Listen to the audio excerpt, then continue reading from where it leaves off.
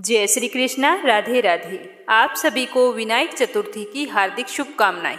सबसे पहले comment box में विघ्न विनाशक गणेश जी भगवान की जय हो अवश्य लिखना। आज अपने सुनेंगे विनायक चतुर्थी पर सुनी जाने वाली कुछ पौराणिक कथाएं। कार्तिक मास में विनायक चतुर्थी का व्रत 16 नवंबर 2023 गुरुवार को रखा जाएगा। विनायक चतुर्थी का व्रत किसी भी माह के शुक्ल पक्ष की चतुर्थी तिथि को रखा जाता है और यह दिन भगवान श्री गणेश जी को समर्पित है।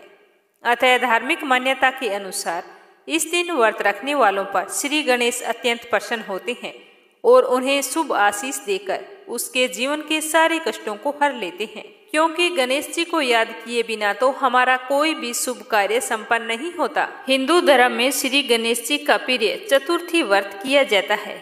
इस दिन शिव पार्वती जी के छोटे पुत्र श्री गणेश जी का पूजन करने का विशेष महत्व है। इस दिन व्रत करना बहुत ही फलदायी माना गया है। इन दोनों चतुर्थी तिथि का व्रत करने का विधान है और इन दोनों में ही गणेश जी भगवान की पूजा की जाती है। इन दोनों व्रतों में सिर्फ इतना सा फर्क है कि कृष्ण पक्ष की चतुर्थी तिथि का अगर हम व्रत रखते हैं तो इसमें गणेश जी भगवान की पूजा की जाती है और फिर शाम के समय चंद्रमा उदय होने पर चंद्रमा की पूजा करने के बाद ही व्रत का पारण किया जाता है। वहीं शुक्ल पक्ष में आने वाली चतुर्थी तिथि का व्रत करके गणेश जी की पूजा की जाती है, लेकिन इस दिन चंद्रमा के दर्शन निषेध होते हैं, इसीलिए दोपहर होने तक गणेश जी भगवान की पूजा कर ली जाती है। मनोकामना पूर्ति के लिए विनायक चतुर्थी का व्रत बहुत ही महत्वपूर्ण बताया गया है। विनायक चतुर्थी का व्रत रखने वालों को धार्मिक तथा आर्थिक लाभ प्राप्त होता है। घर में धन वैभव के रास्ते खुलते हैं, जीवन में पुण्य का संचय होता है। यदि किसी खास कामना से विनायक चतुर्थी का व्रत रखा जाए तो श्री गणेश अपने भगत की हर मनोकामना पूर्ण करते हैं। इस दिन व्रत रखने से जीवन में सुख शांति का अनुभव होता है, तनाव दूर होकर ऐश्वर्य, सुख और सौभाग्य में वृद्धि होती है। गणेश जी भगवान को दुर्वा बहुत ही प्रिय होती है। जब हम विनायक चतुर्थी का व्रत रखकर पूजा पाठ करते हैं तो हमें गणेश जी को दुर्वा अवश्य चढ़ानी चाहिए। ऐसा करने से हमारे घर की नकारात्मकता दूर होकर खुशहाली आती है। कहते हैं कि यदि किसी विवाह योग्य जातक की शादी नहीं हो रही है, शादी में बाधा आ रही है, तो उसे विनायक चतुर्थी का व्रत करना चाहिए और इस दिन विधिवत गणेश जी की पूजा करने से यह अड़चन दूर हो जाती है और बहुत ही जल्द विवाह के योग बनते हैं। निसंतानों को संतान की प्राप्ति होती है और जो लोग लंबे समय से बीमार है, अगर वो विनायक चतुर्थी का व्रत करते हैं तो उन्हें निरोगी काया का आशीर्वाद मिलता है। इस तरह गणेश जी की पूजा सर्वोपरि मानी गई है। कार्तिक का महीना स्नान, दान और पुण्य के लिए बहुत ही उत्तम माना जाता है। इसीलिए अगर हम कार्तिक माह में आने वाली विनायक चतुर्थी का व्रत करें और विधिवत गणेश भगवान की पूजा करके गणेश जी की कथाओं को सुने तो हमें अक्षय फलों की प्राप्ति होती है। विनायक चतुर्थी के व्रत या तो कार्तिक माह से शुरू करने चाहिए या फिर बैसाख माह से शुरू करने चाहिए। जब भी व्रत रखें तो व्रत कथा अवश्य सुने, क्योंकि व्रत कथा के बिना हमारा कोई भी व्रत पूर्ण नहीं माना जाता। कार्तिक मास में विनायक चतुर्थी की व्रत कथा सुने तो साथ में कार्तिक मास की कथा अवश्य सुननी चाहिए। शुरू करते हैं विनायक चतुर्थी व्रत कथा। ध्यान से सुनना और हुंकारे अवश्य भरना। कमेंट बॉक्स में ओम गणेशाय नमः जरूर लिखना। विनायक चतुर्थी की पहली पौराणिक व्रत कथा। कथा के अनुसार एक बार भगवान शिव तथा माता पार्वती नर्मदा नदी के किनारे पर बैठे थे। वहां माता पार्वती ने भगवान शिव से समय व्यतीत करने के लिए चौपड़ खेलने को कहा। भगवान शिव चौपड़ खेलने के लिए तैयार हो गए, परंतु इस खेल में हार जीत का फैसला कौन करेगा ये सोचने लगे। तो भगवान शिव ने कुछ तिनके एकत्रित करके उसका एक पुतला बनाकर उसकी प्राण प्रतिष्ठा कर दी और पुतले से कहा कि बेटा, हम चौपड़ खेलना चाहते हैं, परंतु हमारी हार जीत का फैसला करने वाला कोई नहीं है, इसीलिए तुम बता देना कि हम दोनों में से कौन हारा है और कौन जीता है। तो उसने कहा ठीक है। उसके बाद भगवान शिव और माता पार्वती का चौपड़ खेल शुरू हो गया और वह ध्यान से देखता रहा। यह खेल 3 बार खेला गया और संयोग से माता पार्वती तीनों बार जीत गई और भगवान शिव तीनों बार हार गए। खेल समाप्त हुआ तो बालक से हार जीत के फैसले के लिए कहा गया, तो बालक ने महादेव को विजयी बताया। यह सुनकर माता पार्वती को क्रोध आ गया और उसने क्रोध में बालक को लंगड़ा होने का और कीचड़ में पड़े रहने का श्राप दे दिया। बालक ने माता पार्वती से माफी मांगी और कहा कि माँ, यह मुझसे अज्ञानतावश हुआ है। मैंने किसी द्वेष की भावना से ऐसा नहीं किया, मेरा अपराध क्षमा करो। बालक द्वारा क्षमा मांगने पर माता ने कहा कि यहाँ पर गणेश पूजन के लिए नाग कन्याएं आएंगी।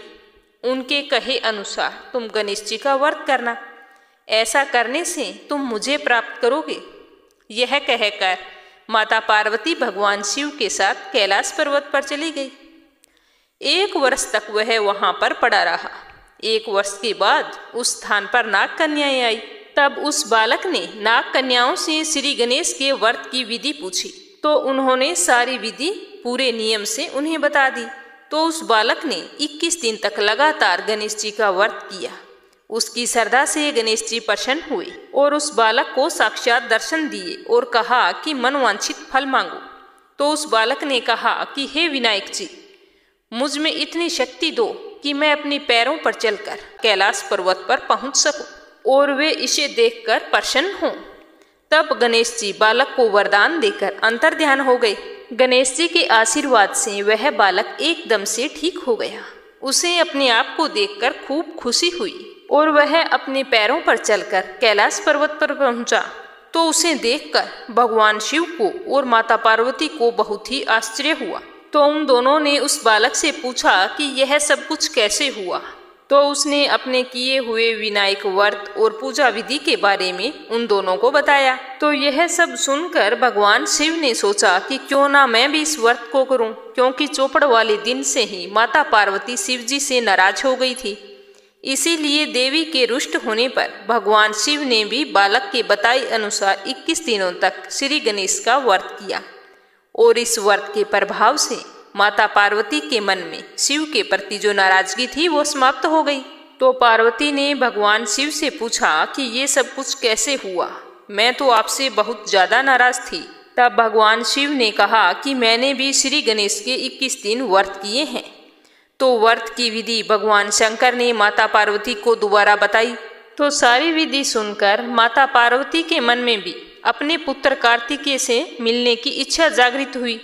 तब माता पार्वती जी ने भी 21 दिन तक श्री गणेश का व्रत किया तथा दरुआ, फूल, लड्डुओं का गणेश जी को भोग लगाया और पूजा अर्चना की। जैसे ही व्रत का 21वां दिन आया तो कार्तिकेय स्वयं माता पार्वती से मिलने आ पहुंचे। उस दिन से श्री गणेश चतुर्थी का यह व्रत समस्त मनोकामनाओं की पूर्ति करने वाला माना जाने लगा। इस व्रत को करने से मनुष्य के सारे कष्ट दूर होकर मनुष्य को समस्त सुख सुविधाओं की प्राप्ति होती है। हे गणेश भगवान, जैसे आपने उस बालक और शिव गौरी की मनोकामना पूरी की, वैसी हमारी भी करना। बोलो गणेश गजानन की जय हो। तो अब सुनते हैं गणेश जी की दूसरी कथा। एक दिन भगवान भोलेनाथ स्नान करने के लिए कैलाश पर्वत से भोगवती गई। तो पीछे से माँ पार्वती ने भी स्नान करने की सोची, लेकिन सोचा अभी मैं स्नान करूंगी तो ध्यान कौन रखेगा, अंदर कोई आ ना जाए, बाहर कोई पहरा देने वाला भी होना चाहिए। तो यह सोचकर पार्वती जी ने अपने मेल से एक पुतला बनाकर उस पुतले में जान डाल दी। तो वह जीवित हो गया। पुतले में जान आने के बाद देवी पार्वती ने पुतले का नाम गणेश रखा और फिर उससे कहा कि बेटा, मैं स्नान करने जा रही हूँ, मुख्य द्वार पर पहरा देते रहना, कोई भी आए तो उसे अंदर मत आने देना जब तक मैं स्नान करके बाहर ना आऊं। तो उसने कहा ठीक है। जब भगवान भोलेनाथ स्नान करके आए और अंदर जाने लगे तो बाल स्वरूप गणेश जी ने उनको द्वार पर ही रोक दिया। भगवान शिव के लाख कोशिश के बाद भी गणेश ने उसे अंदर नहीं जाने दिया।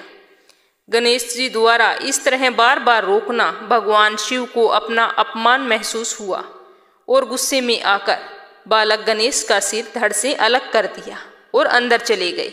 शिव जी जब अंदर गए तो वो बहुत ही क्रोधित अवस्था में थे।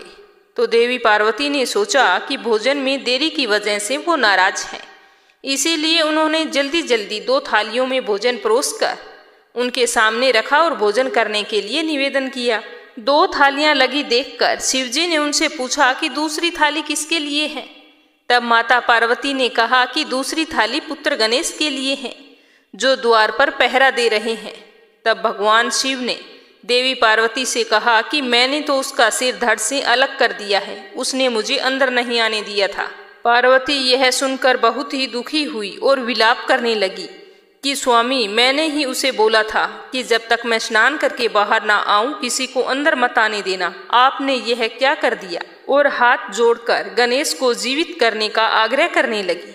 तब महादेव ने कहा कि यह संभव नहीं है।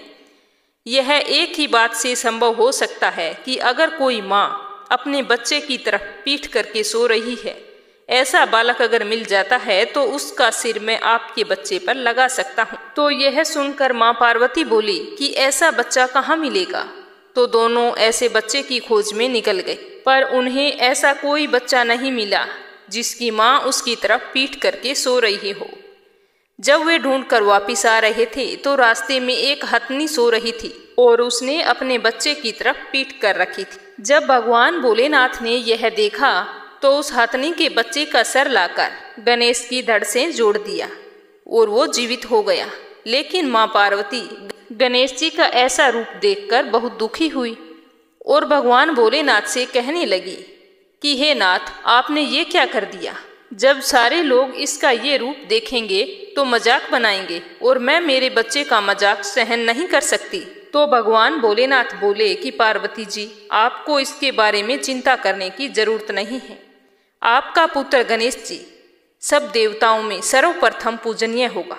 जब तक कोई भी व्यक्ति इसकी सबसे पहले पूजा नहीं करेगा तो उसका कार्य संपन्न नहीं होगा। इसीलिए सारे शुभ कार्यों में और व्रतों में गणेश जी को सबसे पहले याद किया जाएगा और पूजा जाएगा। तभी से सारे शुभ कार्यों में भगवान गणेश को सर्वप्रथम पूजा जाने लगा। बोलो गणेश गजानन की जय हो। पुराने समय में रतिदेव नाम का एक राजा था। उसके राज्य में एक ब्राह्मण रहता था जिसका नाम था धर्मकेतु। धर्मकेतु की 2 पत्नियां थीं। एक का नाम था सुशीला और दूसरी का नाम था चंचलता। दोनों पत्नियों का स्वभाव अलग अलग था। सुशीला धार्मिक स्वभाव की थी और व्रत और उपवास पूजा पाठ करती थी, गणेश भगवान की परम भगत थी। और वो चंचलता थी, वो बिल्कुल ही अलग थी, भोग विलास में लीन रहती, धर्म कर्म में उसकी कोई भी रुचि नहीं थी। ऐसा करते करते समय बीतता गया। वे दोनों गर्भवती हो गई और समय आने पर दोनों के बच्चे हुए। सुशीला ने एक पुत्री को जन्म दिया और चंचलता ने एक पुत्र को जन्म दिया। तो चंचलता सुशीला से कहने लगी कि सुशीला, तुम इतने व्रत उपवास करती हो, अपना शरीर बिल्कुल सुखा कर कांटे की तरह बना लिया है, फिर भी तुमने तो एक लड़की को जन्म दिया है। मैंने कोई व्रत पूजा पाठ नहीं की, फिर भी कितने सुंदर पुत्र को जन्म दिया है। ऐसा कह कर वह उसे रोजाना ताने मारती, लेकिन सुशीला चुपचाप सुनती रहती। लेकिन चंचलता के तो ये रोज का नियम हो गया। वह हर रोजाना सुशीला को ताने मारती। तो एक दिन सुशीला बहुत ही दुखी हो गई। तो वह गणेश भगवान की पूजा करके बोली कि गणेश भगवान, ऐसा क्यों, मुझे क्यों दुखी किया जा रहा है? मैं आपकी इतनी पूजा पाठ करती हूँ। तो गणेश जी ये सब सुनकर बहुत ही प्रसन्न हुए और उनकी कृपा से सुशीला फिर गर्भवती हो गई और उसने बहुत ही सुंदर पुत्र को जन्म दिया। और जो पहले पुत्री थी उसके मुख से बहुमूल्य मोती और मूंगे गिरने लगे। तो इतनी सुखी और संपन्न सुशीला को देखकर चंचलता के मन में कपट आ गया। वह उससे ईर्ष्या करने लगी। उसने एक दिन मौका पाकर सुशीला की बेटी को कुएं में गिरा दिया। लेकिन सुशीला को तो विनायक जी का आशीर्वाद प्राप्त था, उसकी बेटी को कुछ भी नहीं हुआ और वह कुएं से सकुशल बाहर निकल आई। उसे सही सलामत देखकर चंचलता को अपने किए पर पछतावा हुआ और उसने सुशीला से जाकर माफी मांगी और सारी बात बता दी। सुशीला सरल स्वभाव की थी तो उसने बड़ी ही आसानी से चंचलता को माफ कर दिया। फिर दोनों हंसी खुशी रहने लगी और गणेश भगवान की पूजा करने लगी। इस तरह से सुशीला के जीवन में आए हुए हर विघ्न से गणेश भगवान ने उसकी रक्षा की। हे गणेश भगवान, जैसे सुशीला की और उसकी बेटी की रक्षा की वैसी सबकी करना। बोलो गणेश गजानन की जय हो। ऐसी मान्यता है कि भगवान श्री गणेश जी की पूजा करने से पति की लंबी आयु होने के साथ साथ ससुराल और मायका हमेशा खुशियों से भरा रहता है। वहाँ पर कोई भी दुख और दरिद्रता नहीं आती। तो चलिए सुनते हैं अमर सुहाग की लंबी आयु देने वाले भगवान श्री गणेश जी की अद्भुत कहानी। बोलो गणेश जी महाराज की जय हो। एक समय की बात है, एक भाई बहन रहते थे। बहन का नियम था कि वह अपने भाई का चेहरा देखे बिना भोजन नहीं करती थी। वह रोजाना सबसे पहले अपने भाई का चेहरा देखती और उसी के बाद में भोजन करती थी। इस तरह करते करते दोनों भाई बहन बड़े हो गए। दोनों की शादी हो गई। बहन की शादी पास ही के गांव में की गई थी। तो बहन रोजाना सुबह जल्दी उठती और जल्दी जल्दी सारा घर का काम खत्म करके भाई का मुंह देखने के लिए मायके चली आती। एक दिन रास्ते में वो एक पीपल के नीचे गणेश जी की मूर्ति रखी हुई थी। तो उसने भगवान के सामने हाथ जोड़कर कहा कि मेरे जैसा अमर सुहाग और मेरे जैसा अमर पीहर सबको देना। यह कहकर वो आगे बढ़ गई। फिर उसका रोजाना का यही कर्म था। जब वो वहां से गुजरती तो गणेश जी से कहती कि हे गणेश जी भगवान, मेरे जैसा अमर सुहाग और मेरे जैसा अमर पीहर सबको देना। ऐसा कहती और आगे बढ़ जाती। एक दिन की बात है कि जंगल की झाड़ियों के कांटे उसके पैरों में चुभ गए। फिर भी उसने कोई परवाह नहीं की। जैसे ही वह अपने भैया के घर पहुंची और भाई का मुख देखकर बैठ गई, तभी उसकी भाभी का ध्यान उसके पैरों की ओर गया और देखा कि ननंद बाईसा, आपके पैरों के क्या हो गया है जो इतनी बुरी तरह से खून निकल रहा है। तो भाभी की बात सुनकर उसने कहा कि भाभी, आज रास्ते में झाड़ियों के कांटे गिरे हुए थे, वो मेरे पाँवों में चुभ गए हैं। तो उसकी भाभी ने उसके पैरों को धोकर उसके मलहम लगाई। कुछ देर आराम करने के बाद में वो अपने घर को लौट आई। जब वह वापस चली आई तो पीछे से उसकी भाभी ने अपने पति से कहा कि रास्ते को साफ करवा दो। देखा नहीं आपकी बहन के पाँव में कितने कांटे चुभ गए थे। तो वह दूसरे ही दिन कुल्हाड़ी लेकर वहां पर गया और रास्ते में सारी झाड़ियों को काट कर रास्ता साफ कर दी। ऐसा करते समय गणेश जी की प्रतिमा वहां से झाड़ियों के साथ हट गई। तो यह देखकर भगवान गणेश जी गुस्सा हो गए और उसके भाई के प्राण हर लिए। जब गांव के सारे लोग उसे अंतिम संस्कार के लिए लेके जा रहे थे, तब उसकी भाभी ने रोते हुए कहा कि तुम थोड़ी देर रुक जाओ, उनकी बहन आने वाली है। वो अपने भैया का मुंह देखे बिना नहीं रह सकती। जब तक वो अपने भैया का मुंह नहीं देखेगी तब तक वह भोजन नहीं ग्रहण करेगी।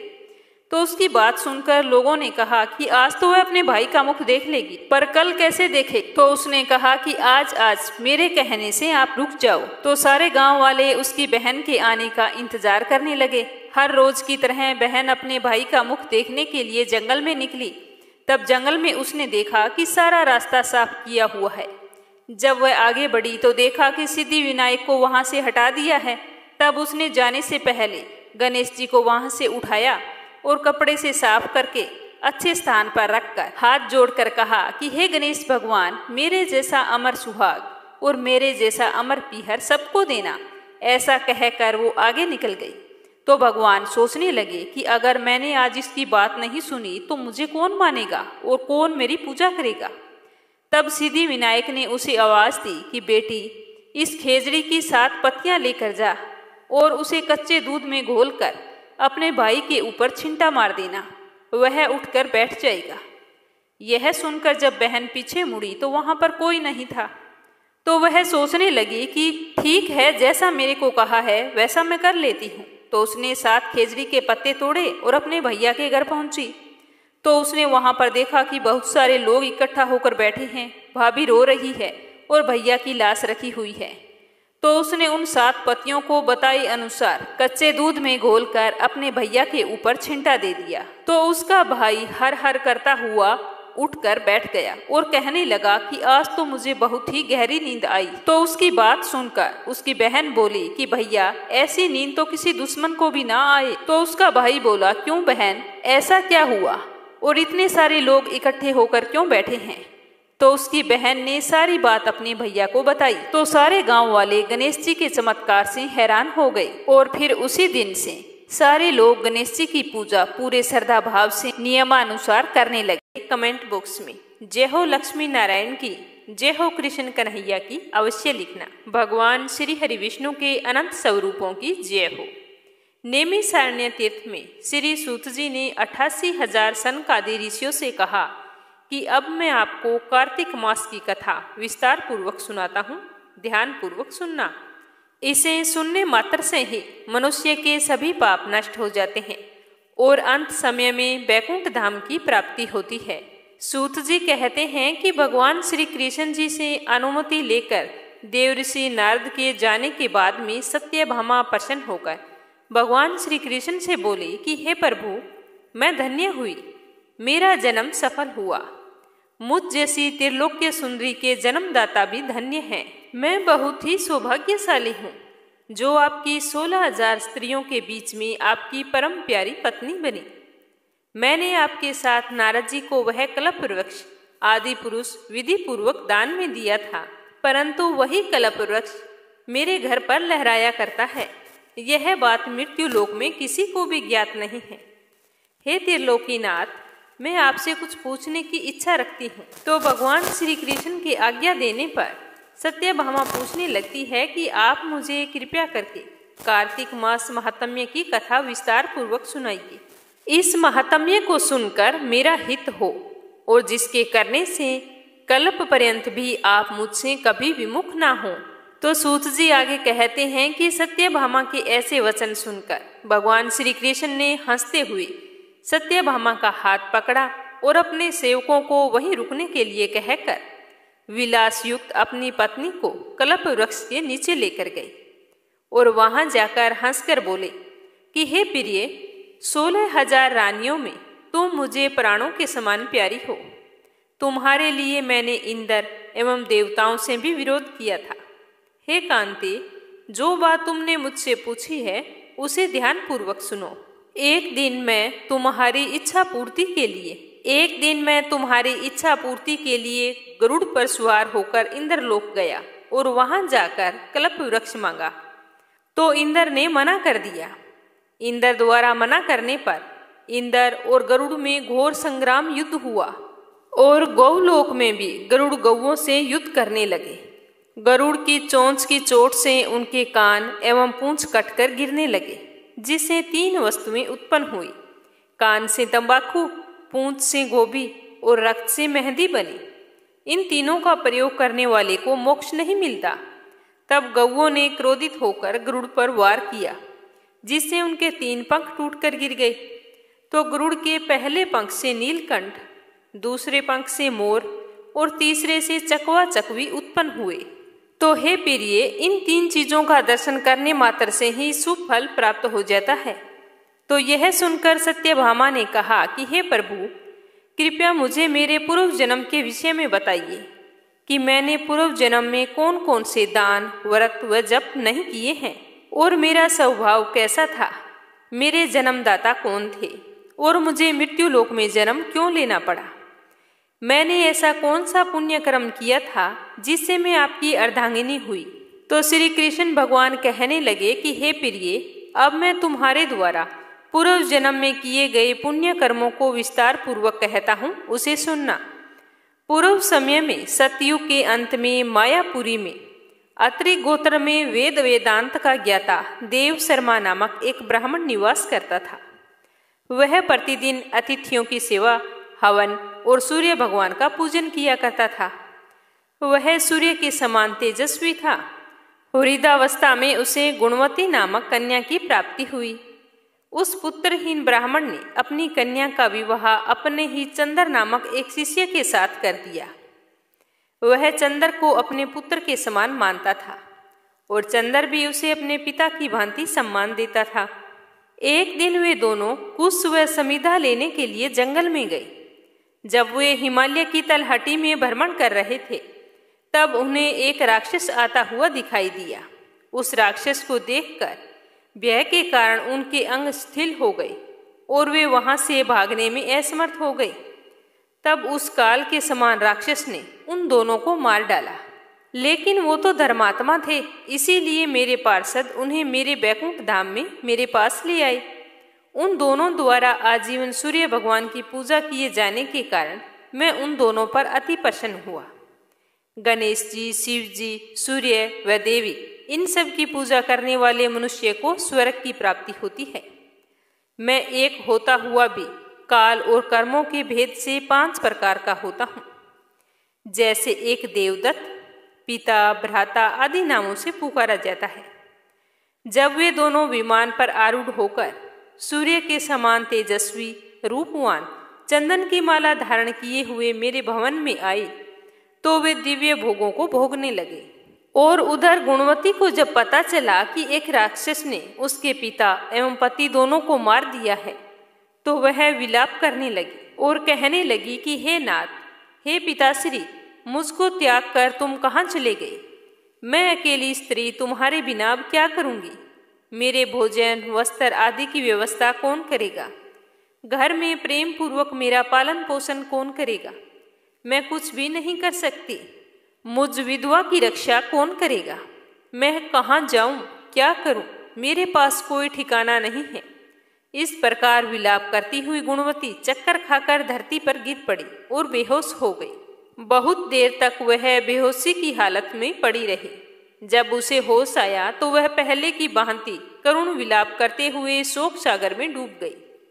कुछ समय तक वो वैसे ही रही, लेकिन कुछ समय बीतने के बाद में जब उसने अपने आप को संभाला तो उसे ध्यान आया कि उसके पिता और पति की मृत्यु के बाद मुझे उनकी क्रिया करनी चाहिए, जिनसे उनको गति की प्राप्ति हो। तो गुणवती ने उनकी गति करवाने के लिए अपने घर का सारा सामान बेच दिया और उसे जो धन प्राप्त हुआ उसे अपने पिता का और पति का श्राद्ध आदि कर्म किया। उसके बाद में उसी नगर में रहते हुए वो 8 पहर भगवान विष्णु की भक्ति करने लगी। उसने मृत्यु पर्यंत तक नियम पूर्वक सभी एकादशियों का व्रत और कार्तिक महीने में उपवास और पूजा पाठ किए। इसीलिए हे प्रिय, एकादशी और कार्तिक व्रत मुझे बहुत ही ज्यादा प्रिय है। इनसे मुक्ति, भुक्ति, पुत्र तथा संपत्ति प्राप्त होती है। कार्तिक मास में जब तुला राशि पर सूर्य आता है तब ब्रह्म मुहूर्त में उठकर स्नान करने व व्रत और पूजा पाठ करने वाले मनुष्य मुझे बहुत ही प्रिय होते हैं, क्योंकि यदि उन्होंने पाप भी किए हों तो भी स्नान व व्रत के प्रभाव से उन्हें मोक्ष की प्राप्ति हो जाती है। कार्तिक मास में स्नान, जागरण, दीपदान तथा तुलसी के पौधे की रक्षा करने वाले मनुष्य साक्षात भगवान विष्णु के समान हैं। कार्तिक मास में मंदिर में झाड़ू लगाने वाले, स्वास्तिक बनाने वाले, भगवान विष्णु की पूजा करने वाले मनुष्य जन्म मरण के चक्कर से छूटकर मोक्ष को प्राप्त होते हैं। जब इस तरह का महात्म्य गुणवती ने सुना तो वो भी प्रतिवर्ष श्रद्धापूर्वक कार्तिक का व्रत और कार्तिक स्नान करती। भगवान विष्णु की पूजा बड़े ही श्रद्धा भाव से करती। ऐसा करते करते सालों बीत गए। एक बार उसे बहुत ही तेज बुखार आ गया और वह बिल्कुल कमजोर हो गई। फिर भी वह किसी प्रकार गंगा स्नान के लिए चली गई। गंगा तक तो पहुंच गई, परंतु शीत के कारण वह बुरी तरह से कांप रही थी। फिर भी उसने गंगा जी में डुबकी लगाई। डुबकी लगाकर जैसे ही वो गंगा तट पर आई तो उसकी मृत्यु हो गई। तब मेरे यानी कि भगवान विष्णु के दूत उसे मेरे धाम में ले आए। उसके पश्चात ब्रह्मा जी और अन्य देवताओं की प्रार्थना पर जब मैंने श्री कृष्ण का अवतार लिया तो मेरे गण भी मेरे साथ इसी पृथ्वी पर आए, जो इस समय यादव हैं। तुम्हारे पिता पुनर्जन्म में देव शर्मा थे, जो इस समय स्त्राजित हैं। पूर्व जन्म में चंद्र शर्मा, जो तुम्हारा पति था, वह डाकू है। और हे देवी, तू ही गुणवती है। कार्तिक व्रत के प्रभाव के कारण ही तू मेरी अर्धांगिनी हुई है। पूर्व जन्म में तुमने मेरे मंदिर के द्वार पर तुलसी का पौधा लगाया था। इस समय वह तेरे महलों के आंगन में कल्प वृक्ष के रूप में विद्यमान है। उस जन्म में तुमने जो दीप दान किया था, उसी के कारण तुम्हारी देह इतनी सुंदर है। तुम्हारे घर में साक्षात लक्ष्मी का वास है। तुमने पूर्व जन्म में अपने सभी व्रतों का फल पति स्वरूप विष्णु जी को अर्पित किया था। उसी के प्रभाव से तुम इस जन्म में मेरी प्रिय पत्नी हुई हो। पूर्व जन्म में तुमने नियम पूर्वक जो कार्तिक मास का व्रत किया था, उसी के कारण मेरा और तुम्हारा कभी वियोग नहीं होगा। इस प्रकार कार्तिक मास में व्रत आदि करने वाले मनुष्य मुझे तुम्हारे समान प्रिय हैं। दूसरे जप, तप, यज्ञ, दान आदि करने से प्राप्त फल कार्तिक मास में किए गए व्रत के फल से बहुत ही थोड़ा होता है। अर्थात कार्तिक मास के व्रतों का 16वां भाग भी नहीं होता।